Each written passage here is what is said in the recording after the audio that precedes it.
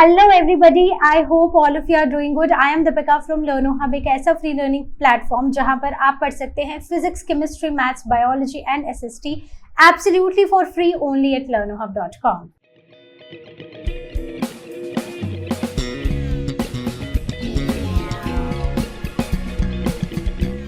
तो आज हम स्टार्ट करने जा रहे हैं सेम चैप्टर का third session, that is Asia the largest continent.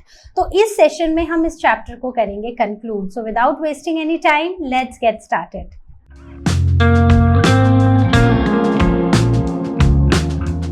शुरू करते हैं क्लाइमेटिक रीजन्स इन एशिया. तो एशिया के जो क्लाइमेटिक रीजन्स हैं वो काफी डाइवर्स क्लाइमेटिक रीजन्स हैं, क्योंकि एशिया का साइज भी बड़ा है और यहाँ पर हर तरह का लैंडफॉर्म हमें देखने को मिलता है. So the climatic variations exist due to mountains, due to oceans, due to deserts and wind system. तो कहीं माउंटेन्स हैं, कहीं डेजर्ट्स है, कहीं पर ओशंस है, कहीं विंड सिस्टम वहाँ का कैसा है, इन सब पे क्लाइमेट डिपेंड करता है. So Asia's climatic range is started from arctic cold to equatorial heat. मतलब arctic ocean which is in the north pole, तो वहाँ से इक्वेटर की लाइन भी हमारे ही कॉन्टिनेंट से होके गुजरती है. तो इट स्टार्ट्स बेसिकली कि बहुत कोल्ड भी हमें देखने को मिलता है और काफी हॉट क्लाइमेट भी हमें यहाँ पर देखने को मिलता है.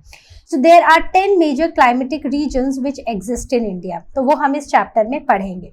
तो अगर हम यहाँ पर बात करें क्लाइमेटिक रीजन्स की, तो अगर हम main type of climatic regions देखें ना, तो वो हम 5 देखते हैं. ठीक है. अब क्वेश्चन ये है कि कौन कौन से. सबसे पहला है ट्रॉपिकल क्लाइमेट. मतलब वो क्लाइमेट जो इक्वेटर के आसपास मिलता है. तो इक्वेटर के आसपास काफी गर्मी होती है, सनरेज काफी डायरेक्ट होती है, तो इसलिए यहाँ पर गर्म क्लाइमेट होता है. तो first type of climate, if we talk about the main 5 types of climate, that is tropical climate. Second one is dry, जो डेजर्ट्स में देखने को मिलता है, जहाँ बारिश नहीं होती है. थर्ड वन इज टेम्परेट, जहाँ पर मॉडरेट क्लाइमेट होता है, ना बहुत गर्मी ना बहुत सर्दी. समर्स गर्म होती हैं, विंटर्स ठंडी होती हैं. देन कॉन्टिनेंटल क्लाइमेट, जो किसी भी कॉन्टिनेंट के मिड रीजन्स में देखने को मिलता है. देन पोलर, जहां पर एक्सट्रीम कोल्ड वाली कंडीशंस हमें देखने को मिलती हैं. सो इसी के साथ हम शुरू करते हैं the first type of climate in Asia which is tundra. Right. So tundra is basically found in the northern most part of Asia. तो एशिया का जो नॉर्थ है, क्या है नॉर्थ में है रशिया. रशिया का ये वाला पोर्शन कौन सा रीजन आता है, रिकॉल करो. तो दिस इज साइबेरियन रीजन, जहां पर मोस्ट ऑफ द टाइम बर्फ पड़ी रहती है, इसीलिए ये जगह थिनली पॉपुलेटेड है. करेक्ट. वेजिटेशन भी कम है. Okay. So it is found in the northern most part of Asia including the Russian Arctic coast. ठीक है. तो कुछ ऐसी स्नो covered lands, mountains हमें देखने को मिलती हैं. So the characteristics are they have long and harsh winters, short and cool summers. मतलब winters बहुत लंबी हैं और बहुत ठंडी हैं, summers छोटी हैं और ठंडी हैं, गर्म नहीं है. Okay. Then very little precipitation and mostly snow. बारिश तो बहुत कम होती है, मोस्टली यहाँ पर स्नोफॉल ही देखा जाता है. देन परमानेंटली फ्रोजन सब सॉइल, दैट इज परमाफ्रोस्ट. तो यहाँ की जो सब सॉइल है वो परमानेंटली फ्रीज हो चुकी है. राइट. तो इसी से ये वर्ड आया है permafrost. So it is basically a condition where ground remains frozen for 2 or more years continuously. मतलब कॉन्टिन्यूटी में 2 या 2 से ज्यादा साल किसी भी ग्राउंड का फ्रीज रहना, उसे परमाफ्रॉस्ट बुलाते हैं. तो यहाँ पर बहुत कम वेजिटेशन देखी जाती है, मेनली यहाँ पर मॉसेस और लाइकन्स ही देखे जाते हैं. तो लास्ट क्लास में आपने यूरोप कॉन्टिनेंट पढ़ा था, तो यूरोप कॉन्टिनेंट में भी आपने टुंड्रा क्लाइमेट पढ़ा था. राइट. तो वो भी हमने कैसे देखा था, वो आर्कटिक ओशियन के पास है, मतलब जो ऊपर की कंट्रीज है. देखो एशिया है और एशिया के साथ क्या है, यूरोप है. तो ये एशिया है, ठीक है, जो कलर्ड है, और इस तरफ को ये वाला जो पोर्शन है, तो ये क्या है, ये यहाँ पर ये अफ्रीका है और ये यूरोप है. करेक्ट. तो इसमें यहाँ पर आर्कटिक ओशन है. राइट. तो इस केस में भी हमने, जैसे हम यहाँ पर देख रहे हैं ना, northern most part of Asia, वहां पर हम टुंड्रा क्लाइमेट देखते हैं. Same is the case with, this is only sea, same is the case with Europe. तो ये भी आर्कटिक ओशन के पास है और यहाँ पर हमें टुंड्रा वेजिटेशन, टुंड्रा क्लाइमेट देखने को मिलता है. और यहाँ पर भी बर्फ ही पड़ी रहती है, क्योंकि बर्फ पड़ी रहती है तो यहाँ पर भी मॉसेस और लाइकन्स की ग्रोथ ही हमने पढ़ी थी. और साथ में यहाँ पर मिनिमल वेजिटेशन देखी गई है, क्योंकि पूरा साल बर्फ पड़ी रहेगी तो प्लांट्स कैसे ग्रो करेंगे. ठीक है, वहां पर वही प्लांट्स ग्रो कर पाएंगे जो इतनी ठंडी में ग्रो कर सकते हैं. Next one is taiga climate. ये भी हमने यूरोप में पढ़ा था, तो इन दोनों को मिला के चलते हैं. क्यों मिला रहे हैं? क्योंकि दोनों ही कॉन्टिनेंट एक दूसरे के पास हैं और कुछ जो रीजन्स हैं वो सेम लैटिट्यूड पे आते हैं. सो it is found south of tundra and across the central Siberia. ठीक है, तो अब अगर आप यहाँ पर देखो तो ऊपर वाले जो रीजन्स हैं, ठीक है, दिस इज साइबेरियन रीजन जो बहुत ठंडे रहते हैं. सो दिस सबसे साउथ में है टुंड्रा क्लाइमेट.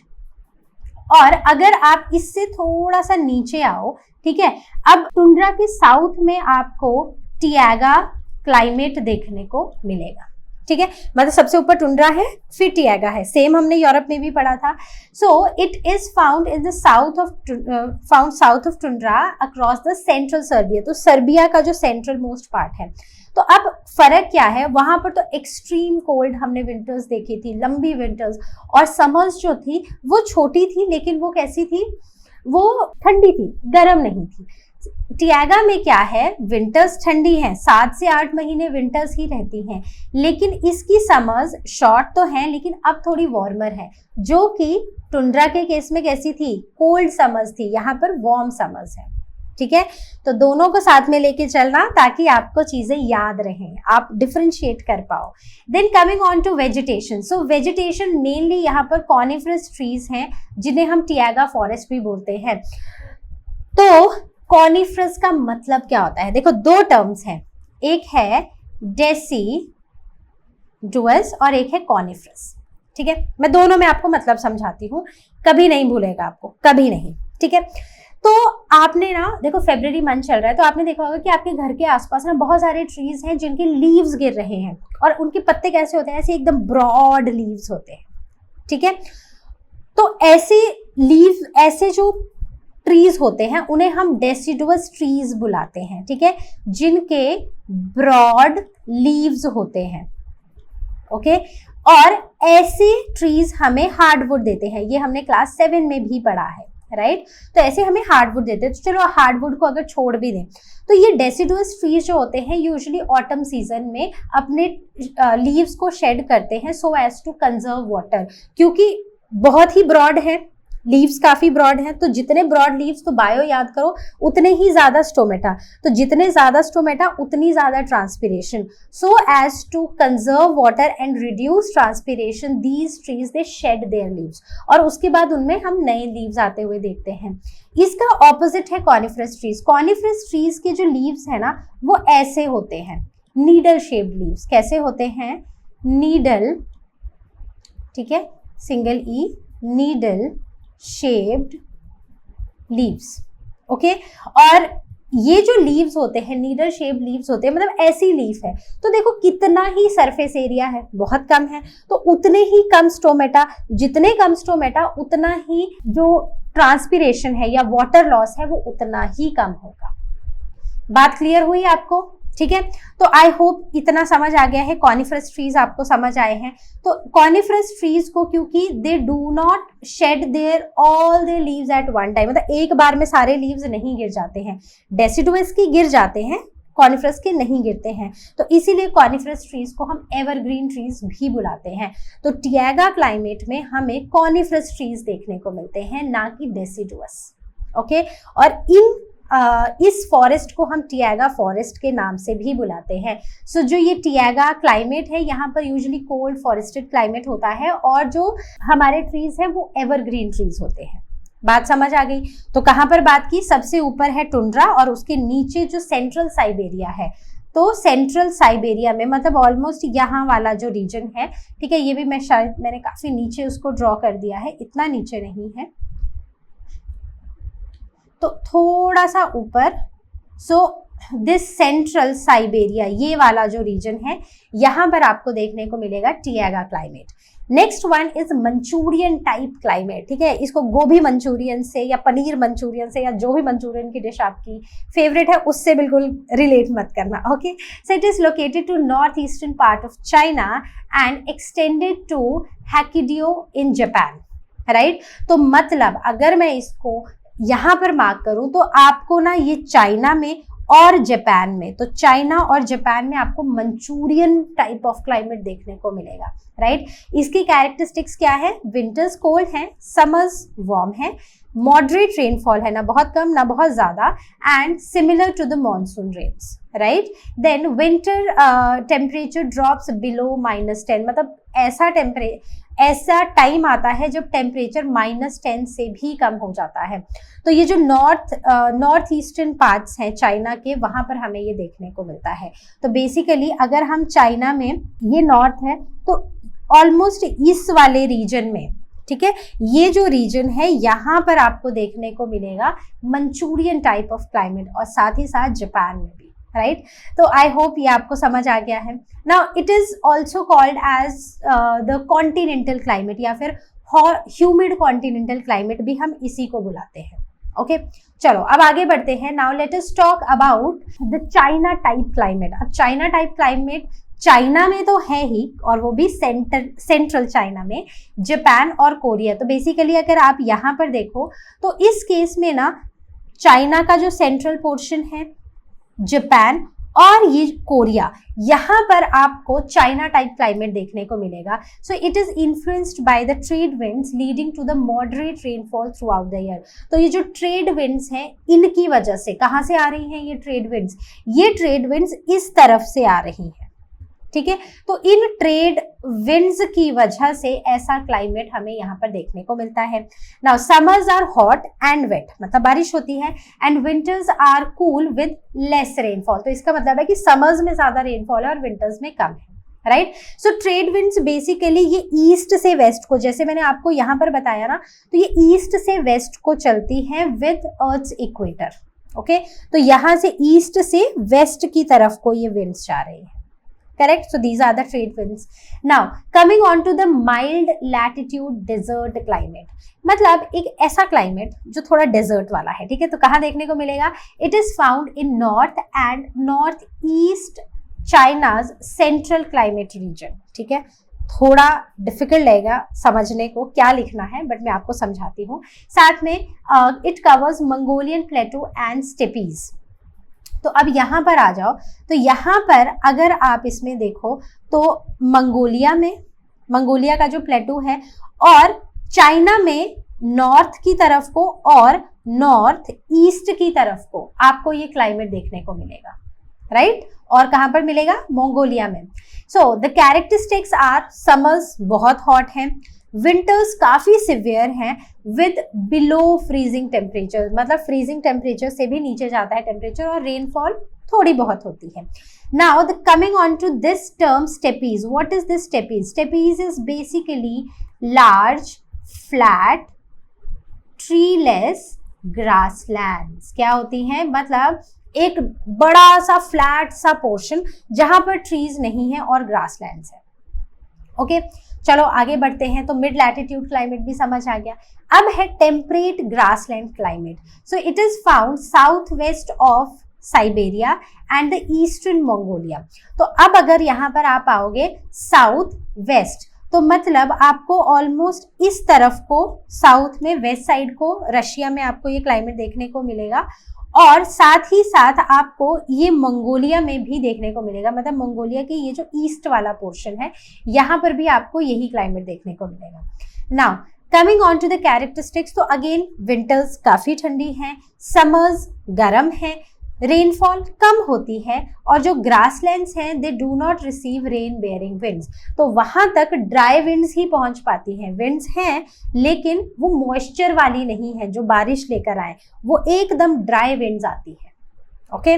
समझ आया? इतना समझ आया अभी तक?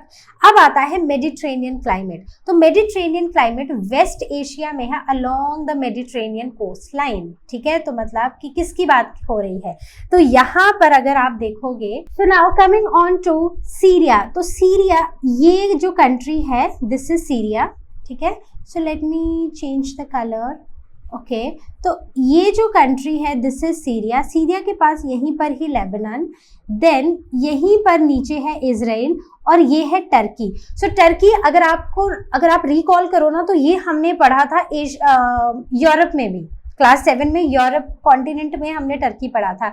तो जैसे रशिया एक ट्रांस कंट्री है जो यूरोप और एशिया दोनों में ही है, वैसे ही टर्की भी एक ऐसी ट्रांस कंट्री है जो 2 कॉन्टिनेंट्स में आती है, that is Europe and Asia. तो यहाँ पर ये जो सी आप देख रहे हो, दिस इज मेडिटेरेनियन सी। तो वो कंट्रीज जो इस मेडिटेरेनियन सी के आसपास हैं, इनका क्लाइमेट होता है मेडिटेरेनियन क्लाइमेट। अगर आप याद करो यूरोप को, तो यूरोप में भी हमने मेडिटेरेनियन क्लाइमेट पढ़ा था और यहाँ पर भी वही कंट्रीज पढ़ी थी जो मेडिटेरेनियन सी के आसपास हैं। So over here hot and dry summers and mild wet winters, ठीक है? तो मतलब समर्स में रेनफॉल नहीं है बट विंटर्स में बारिश हो रही है।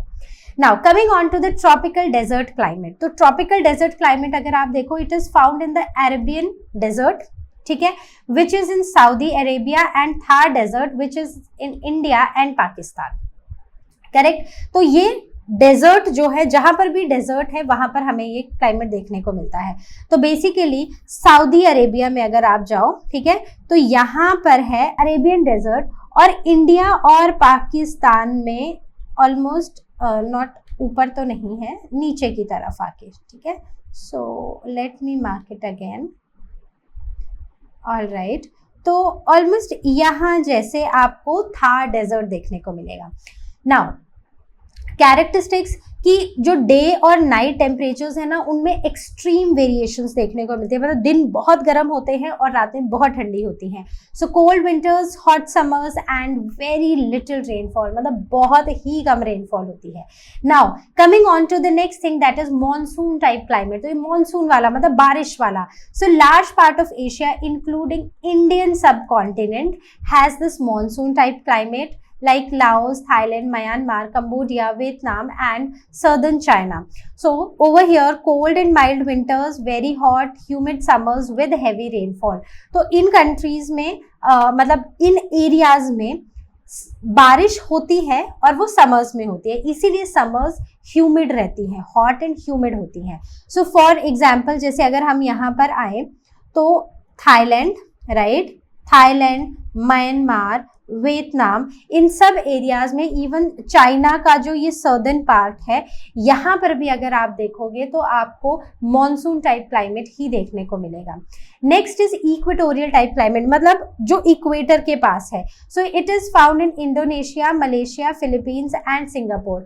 सो the characteristics hot humid climate throughout the year, no dry season and high rainfall, evenly distributed and temperature remains between 27 to 32। तो टेम्परेचर जो है वो 27 और 32 के बीच में ही रहता है। कोई भी सीजन ड्राई सीजन नहीं होता है, यहाँ पर हेवीली बारिश होती ही रहती है, और बारिश ऐसा नहीं है कि एक जगह पर कॉन्सेंट्रेटेड है, इवनली डिस्ट्रीब्यूट होती है थ्रू आउट द रीजन्स। तो इसमें हम कौन कौन सी कंट्रीज की बात कर रहे हैं? So we are talking about Indonesia, Malaysia, then Philippines, right, and Singapore. Now next one is the natural vegetation. तो देखो, when we were talking about climate and vegetation of America, of Europe, तो हर country में हमने यही देखा था कि पहले हम क्लाइमेट पढ़ते हैं फिर हम वेजिटेशन पढ़ते हैं। और अगर आपने वो वीडियोस जो देखी हो, शायद नहीं देखी होंगी, जो नेक्स्ट ईयर मेरी ये वीडियो देख रहे होंगे 2025-26 सेशन में, उन्होंने जो 7th की वीडियो देखी होगी, उसमें मैंने बहुत क्लियरली बताया था कि वेजिटेशन और climate go side by side. किसी जगह का कैसा क्लाइमेट है उस पर डिपेंड करता है कि वहाँ की वेजिटेशन कैसी होगी। क्या वहाँ पर बहुत सारे पेड़ होंगे या कम होंगे, क्या वहाँ ज़्यादा रेनफॉल होती है या कम होती है, टेम्परेचर बहुत हाई जाता है या लो जाता है या फिर फ्रीजिंग जाता है। इस क्लाइमेट के बेसिस पर ही हमारी वेजिटेशन और वाइल्ड लाइफ डिस्ट्रीब्यूटेड होती है। तो सेम यहाँ पर भी यही है, what is natural vegetation, it describes the physical environment of the region, right, and the major factors which influence vegetation are the temperature, कितना हाई है, कितना लो है या मॉडरेट है, देन कितनी वहाँ बारिश होती है, वहाँ का ड्रेनेज सिस्टम कैसा है, और एलिवेशन कितनी है, मतलब सी लेवल के पास है, सी लेवल से थोड़ा ऊपर है या बहुत ऊपर है। So all of these things they determine the vegetation of an area. So interrelation of these factors determine the type of vegetation in the region. ठीक है, तो ऐसा नहीं है कि सिर्फ एक फैक्टर है जिस पे किसी भी जगह की वेजिटेशन डिपेंड करती है। No, vegetation depends on various factors, और ये जो फैक्टर्स हैं इनको हम इंटरलिंक करके ही पढ़ते हैं क्योंकि दीज फैक्टर्स आर इंटरलिंक्ड। ठीक है, so we will start with the natural vegetation in tabular form, तो हम ऐसे ही इसको पढ़ेंगे। So let's start with the first region, that is tundra. So tundra is that tundra vegetation जो है वो हमें टुंड्रा क्लाइमेट में मिलती है। टुंड्रा क्लाइमेट कहाँ पर था, मैप में देखो सबसे ऊपर जो सबसे साइड वाला आर्कटिक ओशन के पास जो साइबेरियन रीजन था वहां पर, जहां पर बहुत सारी बर्फ पड़ती थी। So vegetation that can survive in extremely cold temperatures. और क्या वहां पर ट्रीज पड़े थे? नहीं पड़े थे। हमने क्या पढ़ा था कि वहां पर सिर्फ मॉसेस और लाइकेंस ही ग्रो करते हैं, याद आया। फिर सबसे ऊपर टुंड्रा था, उससे नीचे आया था टियागा क्लाइमेट। एग्जैक्टली वहीं पर होती है टियागा वेजिटेशन जहां पर coniferous trees, evergreen trees, right. So I told you the difference between coniferous and deciduous. तो यहाँ पर कॉनिफरस ट्रीज होते हैं which are evergreen, tall straight trunks with slope और needle like leaves to reduce transpiration. Same चीज I explained you in taiga climate, right. तो fir, spruce, pine and cedar are the examples. Now the Manchurian type, तो कहाँ, जहां पर Manchurian है ना, कहां पर था? सेंट्रल चाइना में, राइट, और जापान में। Manchurian type climate, this is Manchurian type vegetation, जहां पर कॉनिफरस ट्रीज होते हैं with the plains use for growing crops, मतलब प्लेन्स हैं और वहां पर क्रॉप्स उगाई जाती है, एग्रीकल्चर होता है, राइट। देन चाइना टाइप, तो China type these are the mixed forest with evergreen trees, और ये bamboo, magnolia, camphor, oak trees हमें यहाँ पर देखने को मिलते हैं। तो एग्जाम्पल्स आपको याद करने पड़ेंगे। जहां तक रीजन्स की और उनके कैरेक्टरिस्टिक्स की बात है, जब आप इसको क्लाइमेट के साथ लिंक करके पढ़ोगे ना तो आपको कोई प्रॉब्लम नहीं आएगी इसमें। I can assure you that. ठीक है, जैसे अभी पढ़ रहे हैं, तो जब भी पढ़ो तो बुक को सामने खोल के मैप सामने रख के पढ़ो। Okay, next is mid latitude desert type vegetation. तो बस वहीं पर जहां पर mid latitude desert type climate था, right. So the thorny bushes and short grass, क्योंकि डेजर्ट है जहां पर बारिश कम हो रही है, तो इस केस में यूजुअली थॉर्नी बुशेस, तो थॉर्न्स क्या होते हैं? These are the modifications of leaves, right. हमने पढ़ा है क्लास 6 में, राइट, यस, क्लास 6 में। सो ये जो कांटे होते हैं ना, these are basically the modification of leaves. तो लीव्स मॉडिफाई करके थॉर्न्स बना लेती हैं। अब इन थॉर्न्स का अलग अलग फंक्शन होता है, कई बार protection of the plant and in some cases the reduction of transpiration, ताकि पानी कम से कम लॉस हो from the plant. We find short grasses in these regions.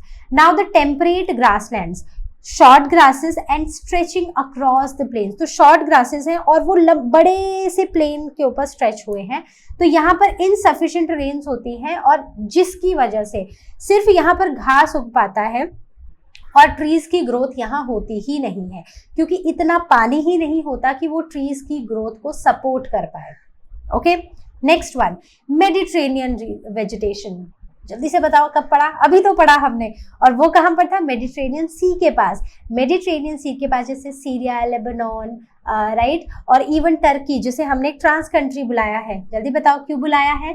क्योंकि वो 2 कॉन्टिनेंट्स में आती है, एक एशिया और दूसरी Europe, right. So these are the trees with long roots, waxy leaves and spongy barks which helps in storing moisture. Recall करो chapter Europe, तो उस चैप्टर में भी जब हमने मेडिटेरेनियन क्लाइमेट की वेजिटेशन पढ़ी थी, हमने एग्जैक्टली सेम पढ़ा था। तो मैंने आपको क्या बताया था यहाँ पर, क्योंकि समर्स इतनी गर्म होती हैं, तो समर्स में ताकि प्लांट्स बहुत ज़्यादा पानी लूज ना करें, या फिर अगर ऊपर रीजन ड्राई हो तो उनकी roots deeper into the earth जाके पानी ग्राउंड वाटर को यूज करके अपनी ग्रोथ को प्लांट सपोर्ट कर पाए, राइट। तो इसलिए ये सारी अडेप्टेशंस है, लॉन्ग रूट्स, वैक्सी लीव्स ताकि ट्रांसपिरेशन कम हो, then spongy bags, so these help them to reduce the transpiration or to store moisture in their bodies. Okay, example citrus fruit trees, figs and date palms. Okay, so I hope आपको recall हो रहा है with Europe. अगर नहीं हो रहा है, वैसे तो हो जाएगा, नहीं हो रहा है तो यहाँ पर समझ लो। Okay, now coming on to the tropical desert vegetation, जिसे जो थॉर्नी वेजिटेशन भी बुलाते हैं। तो यहाँ पर ज्यादातर वो प्लांट्स हैं जिनमें थॉर्न्स हैं, जिनमें कांटे हैं। तो डेजर्ट रीजन में ना बारिश कम होती है, और बारिश कम होती है तो प्लांट्स के पास पानी की अवेलेबिलिटी कम होती है। तो उस पानी को स्टोर करने के लिए ना उनकी जो स्टेम है वो काफी थिक होती है और लीव्स नहीं होते हैं, they are developed into spines, ताकि वो जो स्पाइन्स हैं उनसे क्या होता है, पानी का लॉस जो है वो प्रिवेंट होता है, मतलब ट्रांसपिरेशन को वो प्रिवेंट करता है। तो ऐसे प्लांट्स जो थॉर्नी प्लांट्स हैं वो हमें कहाँ मिलेंगे, डेजर्ट रीजन में। समझ आया? डेजर्ट रीजन हमने मैप में कहाँ देखा था, थार डेजर्ट जो इंडिया और पाकिस्तान में है, और एक सऊदी अरेबिया में है, कौन सा, अरेबियन डेजर्ट। ओके, तो इन सब को जब तक आप आपस में लिंक करके नहीं पढ़ोगे तब तक सिर्फ रटना होगा, और एक बार आपने आपस में लिंक कर दिया उसके बाद आपको कोई भी चीज इसमें डिफिकल्ट नहीं लगेगी। तो जैसे अभी हम डिस्कस कर रहे हैं एग्जैक्टली वैसे पढ़ना है। Now coming on to the monsoon vegetation. तो मॉनसून वेजिटेशन की बात करें, मतलब एक ऐसी जगह जहां पर शायद बहुत सारी बारिश होती है। तो अगर बहुत सारी बारिश होती है तो वहां पर दोनों ही तरह के फॉरेस्ट आपको देखने को मिलेंगे, मतलब वहां पर एवरग्रीन ट्रीज भी होंगे और डेसिडुअस ट्रीज भी होंगे, जैसे सालवुड, rosewood, sandalwood, rosewood, sal, devdar, then bamboo and teak. These are the hardwood trees with broad leaves that shed once a year. तो deciduous trees जो होते हैं ये देते हैं हमें hardwood, और जो evergreen trees होते हैं they give us soft wood. ये हमने कब पढ़ा था, क्लास 7 में भी। Okay, now the equatorial vegetation. तो वो वेजिटेशन जो इक्वेटर के पास है, जहां पर इक्वेटोरियल क्लाइमेट है, right. So dense green forest of broad leaves and hardwood trees, basically कौन से ट्रीज, डेसिडुअस ट्रीज हमें देखने को मिलते हैं। सो 3 tiered vegetation with dense undergrowth, right. तो 3 tiered वेजिटेशन होती है और काफी डेंस वेजिटेशन देखते हैं हम। सो creepers, epiphytes, ebony, mahogany, rosewood and orchids are the different examples of the vegetation which are found in the equatorial vegetation. तो अभी तक किसी को कोई doubt?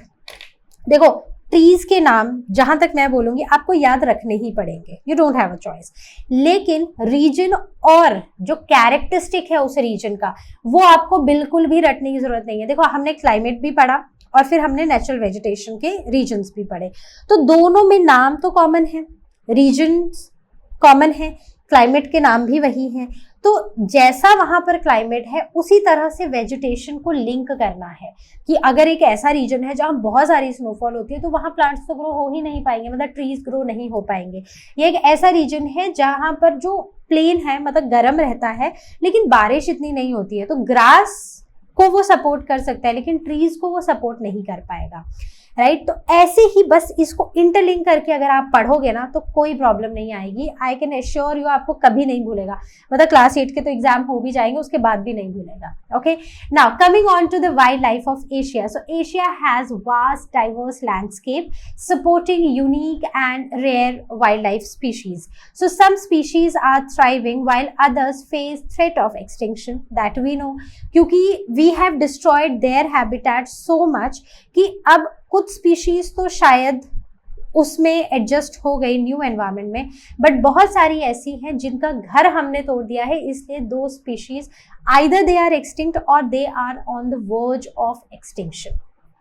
Okay, so wildlife of Asia includes mammals, reptiles, birds and aquatic species. तो हर चीज है यहाँ पर, mammals भी हैं, birds भी हैं, reptiles भी हैं, aquatic species भी हैं, मतलब पानी में रहने वाली भी species हैं। So let us talk about some of them. One is the Bactrian camel. ठीक है, कैसी दिखाई देती है Bactrian camel? कैसी दिखाई देती है? ऐसी, जिसके पास 2 हम्प हैं ऊपर, ठीक है, समझ के? ओके, तो starting with this, so physical features, they have two hump on its back for storing fat, which is converted into energy and water. This is its characteristic feature, okay? Remember that. Not one hump, but two humps. So they are adapted for survival in arid conditions. Of course, जहाँ पानी कम होगा. So bushy eyebrows हैं and 2 rows of eyelashes protect their eyes, okay? Now habitats, so they are found in the Gobi Desert of Mongolia and China, and their conservation status, so they are critically endangered with fewer than 400 individuals in the wild. जैसे अभी हम बात कर रहे थे कि बहुत सारी एक्सटिंक्ट हो चुकी हैं, कुछ सर्वाइव कर गई हैं और कुछ ऐसी हैं जो बस एक्सटिंक्ट होने वाली हैं. So same is the case with the Bactrian camel. So this species is also on the verge of extinction, क्योंकि इसमें जो नंबर ऑफ इंडिविजुअल्स हैं वो 400 से भी कम बचे हैं.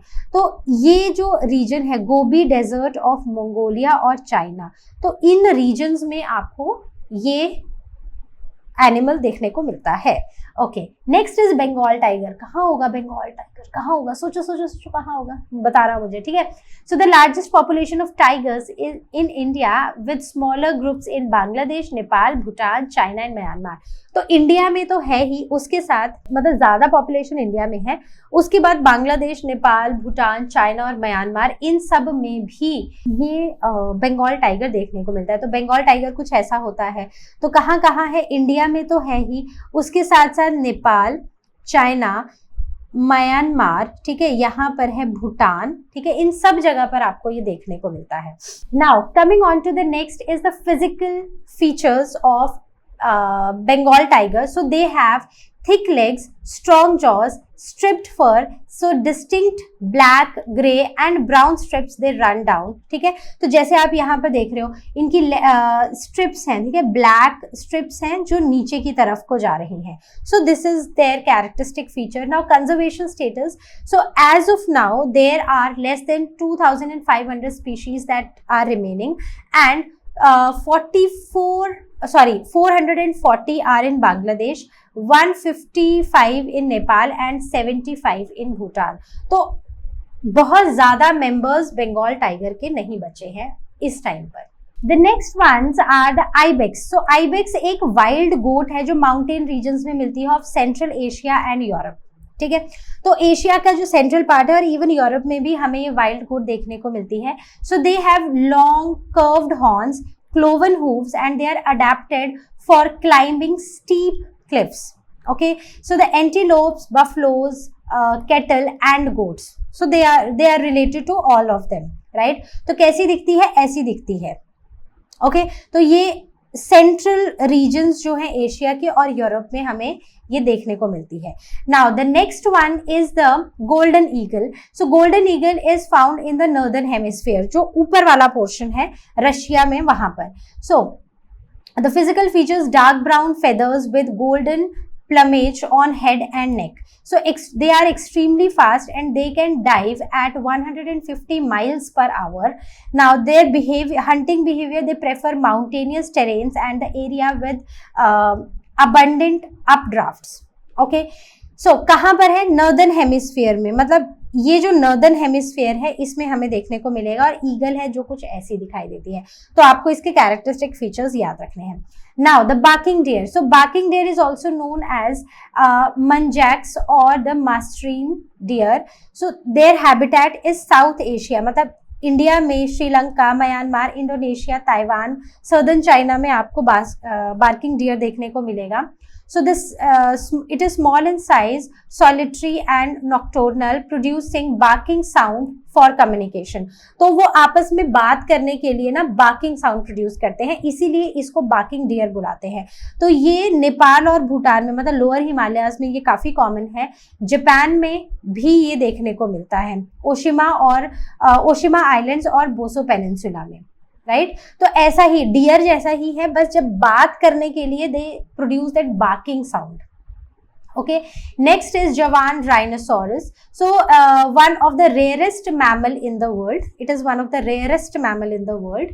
And ठीक है, ये याद रखना है. Then the population, so only 63 individuals remains all in Ujung Kulon, right, national park in Indonesia. मतलब इसके सिर्फ 63 मेंबर्स बचे हैं जो इंडोनेशिया के एक नेशनल पार्क में है। So physical features: dusky grey color, single horn up to 10 inches long, and they are highly vulnerable to extinction. मतलब just 63 individuals are remaining, इसलिए ये highly vulnerable list में है। कैसे दिखाई देता है? ऐसे दिखाई देते हैं हमारे जवान rhinoceros. Now next is Komodo dragon. So Komodo dragon जो है, it is the largest living lizard species. They are found in Indonesian islands जैसे कि Komodo, Rica, floors, then Gili Montag and Padar. Their physical features: they are up to 3 meter, that is 10 feet long. Their weight is up to 70 kg, and they have strong muscular body with sharp claws and teeth. Right? तो कैसा दिखता है, पहले मैं आपको वो दिखाती हूँ। तो ये ड्रैगन कुछ ऐसा दिखाई देता है, ठीक है, एक रेप्टाइल के जैसा चलता है। So hunting style: ambush predator using a venomous bite, ठीक है, तो काफी पॉइजनस बाइट होती है इसकी, और ये हंटिंग का काफी शौकीन भी लगता है। Now Simi's fishing fighting fish, तो ये क्या है? ये एक्चुअल में एक फिश है जो ऐसी कुछ दिखाई देती है, इसे हम फाइटिंग फिश के नाम से भी जानते हैं। So Mekong basin of Laos, Cambodia, Vietnam and Thailand हमें देखने को मिलती है। Physical features: bright coloration, long flowing fins and small size, मतलब बहुत ही छोटी होती है, मतलब 3 इंच की छोटी सी फिश होती है ये। Behaviour: males are aggressive and used in traditional fighting, तो जो ट्रेडिशनल फाइटिंग होती है वहां पर इन रीजन्स में, उसमें इनका यूज किया जाता है। इनके मेल्स काफी एग्रेसिव होते हैं। नेक्स्ट इज सिमैंग गिबॉन, ठीक है, तो this is they are found in Malaysia, Thailand and Sumatra. तो सबसे पहले कि दिखाई कैसे देते हैं, ऐसे होते हैं ये, कुछ एप्स के जैसे ये होते हैं, ठीक है। तो ये मलेशिया, थाईलैंड, सुमात्रा में दिखते हैं। They have black fur. They are largest of all the gibbons and up to 1 meter tall and weight is 14 kgs. So 2 digits on each foot partially joined by a membrane. तो हर digit में, मतलब her foot में सिर्फ 2 ही उंगलियां होती हैं और partially वो एक मेम्ब्रेन से आपस में ज्वाइंट होती है, मतलब ऐसे वेब्ड फीट टाइप होता है। Unique trait: they have large gular sac that inflates for loud calls. तो मतलब ये वाला जो पोर्शन होता है ना, ये यहाँ पर एक सैक होता है जो जोर से आवाज देने में इनकी हेल्प करता है, ठीक है, एक मंकी दूसरे मंकी को आवाज दे रहा हो ऐसे।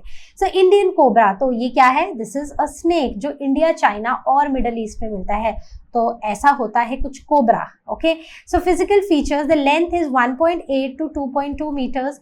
Color variation is white, brown and black, and the hooded structure is used for intimidation. ठीक है, जो hooded structure है intimidation के लिए यूज होता है, और इनका लाइफ स्पैन है अप टू 30 years, 30 साल तक ये स्नेक्स जीते हैं। Now this is Indian cobra. Okay, next is Japanese macaque. तो ये क्या है? ये एक स्नो मंकी के नाम से हम इसको जानते हैं, जैसा कि इसका नाम है जापानीज, तो ये जापान में मिलता है। इसके ब्राउन ग्रे फर होता है, रेड फेस होता है, शॉर्ट टेल होती है। कैसा होता है? कुछ ऐसा होता है, ठीक है, रेड फेस और शॉर्ट टेल वाला मंकी। ओके, और ब्राउन ग्रे कलर का फर है। Unique behaviour: world's northern most monkey species है ये। It can adapt to the changing season, जैसे जैसे सीजन चेंज होता है ये खुद को अडेप्ट कर सकता है, और ये हमें गर्म नहीं ठंडे रीजन्स में देखने को मिलता है। So this is Japanese macaw.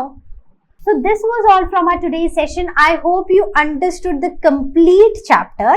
कौन सा? Asia, the largest continent. तो अगर इस चैप्टर में आपको कहीं भी कोई भी डाउट लगता है, या तो आस्क क्वेश्चन सेक्शन में पूछो, या फिर लर्न हब स्वयं में क्लास को बुक करो। So I'll see you next time with the next chapter. Till then you all take care, and as you all know, learn hub मतलब फ्री है पर बेस्ट है।